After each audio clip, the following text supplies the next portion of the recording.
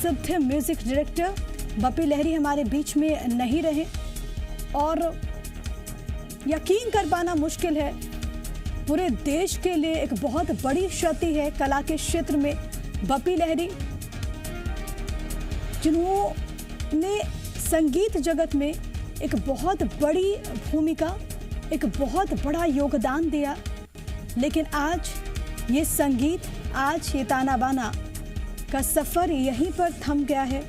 एक बहुत दुखद खबर है और मानो बॉलीवुड के लिए, कला प्रेमियों के लिए एक और झटका। लता दीदी के निधन के बाद अब बप्पी लहरी को लेकर एक बेहद ही दुखद खबर सामने आ रही है कि वो हमारे बीच में नहीं रहे।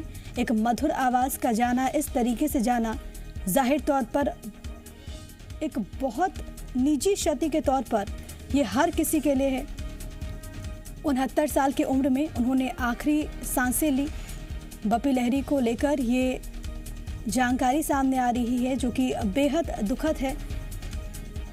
पश्चिम बंगाल के जलपाईगुड़ी में उनका जन्म और तब से एक बहुत लंबा सफ़र, क्योंकि मात्र 3 वर्ष की उनकी आयु थी जब से तबला बजाना उन्होंने शुरू कर दिया और इसके बाद गुर सीखे उन्होंने बॉलीवुड के रॉक और डिस्को से रूबरू पूरे देश को उन्होंने अपनी धुन पर थिरकना सिखाया। वो आवाज़ जो कि एक वक्त पर रॉक और डिस्को म्यूज़िक का पर्याय बन गई, लेकिन वो आवाज़ आज थम गई है, उनका सफ़र ये थम गया है। लेकिन हमेशा बप्पी लहरी को उनके गानों के ज़रिए, उनके ताने बानों के ज़रिए याद किया जाएगा। मशहूर संगीतकार और गायक बप्पी लहरी हमारे बीच में नहीं रहे। कई बड़ी छोटी फिल्मों में उन्होंने काम किया और बप्पी दा ने 80 के दशक में बॉलीवुड को यादगार गानों की सौगात देकर अपनी पहचान बनाई। महज 17 साल की उम्र से ही बप्पी संगीतकार बनना चाहते थे और लगातार उन्होंने इसके लिए भरसक काम किया, लगातार उन्होंने मेहनत की।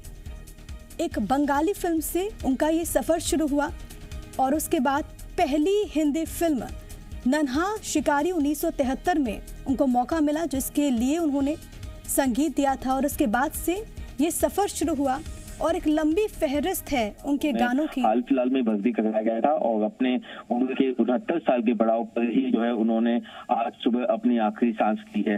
ये जानकारी भी अब पता चल रही है कि अभी हाल फिलहाल में ही बप्पी लहरी साहब ने लता मंगेशकर दीदी के निधन पर भी दुख जताया था। आखिरी बार तभी जो है उनकी कुछ बाहर के लोगों से, मीडिया के लोगों से जो है कुछ बातचीत हो पाई थी।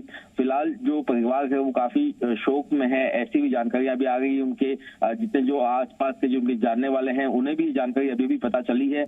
अब लोग जो है एक दूसरे को फोन करके इस पर और कंफर्मेशन लेना चाह रहे हैं। हालांकि वो कितने समय से वो बीमार थे, कितने समय से वो अस्पताल में भर्ती थे और उन्हें क्या तकलीफ हुई थी और अचानक से आज ये दुखद खबर कैसे आई, इसको लेकर के अभी भी जो अस्पताल प्रशासन है, यही राकेश मैं आपसे जानना चाह रहा था कि उनकी तो जी मीडिया संवाददाता यहाँ पर जानकारी दे रहे थे। बप्पी लहरी हमारे बीच में नहीं रहे, राकेश त्रिवेदी ये जानकारी दे रहे थे। बहुत दुखद है, हालांकि अभी तक वजह स्पष्ट नहीं हो पाई। 69 साल की उम्र में उनका निधन हुआ है। एक बेहद ही भावुक क्षण है, मुश्किलों भरा क्षण है पूरे परिवार के लिए। लंबी बीमारी हो या एक लंबा हॉस्पिटलाइजेशन हो, ऐसी कोई जानकारी नहीं आई। तो यही वजह है कि अचानक से जब आज सुबह ये खबर सामने आई तो उनके जो लाखों करोड़ों जो फैंस हैं उनके लिए ये बहुत ही बड़ा एक सदमा है। ये अचानक से लगने वाला एक धक्का सा है। ऐसी एक दुखद खबर है और निश्चित तौर पर अभी संगीत अगर इंडस्ट्री की बात करें, म्यूजिक इंडस्ट्री की बात करें तो बप्पी लहरी जैसा एक बड़ा नाम, एक चमकता सितारा जो अगर वो आज हमारे बीच में नहीं है तो निश्चित तौर पर एक बहुत बड़ा लॉस है, ऐसा माना जाएगा। यही वजह है कि पूरी बॉलीवुड इंडस्ट्री जो है वो इस वक्त सदमे में ज्यादा है। इसके बाद में जैसे जैसे लोगों को ये रियलाइज होगा कि ये सच है, तब जो ये बातें उनको सिंक होगी तो ये दुख और ज्यादा बढ़ेगा। लेकिन फिलहाल जैसे कि आपने कहा, अचानक से जब ये खबर आई है कि उनकी पहले बीमारी को लेकर कोई जानकारी नहीं थी और उसको बाद में जब ये दुखद खबर आई है तो निश्चित तौर में ये लोगों के लिए बेहद दुखद है और शोकजनक।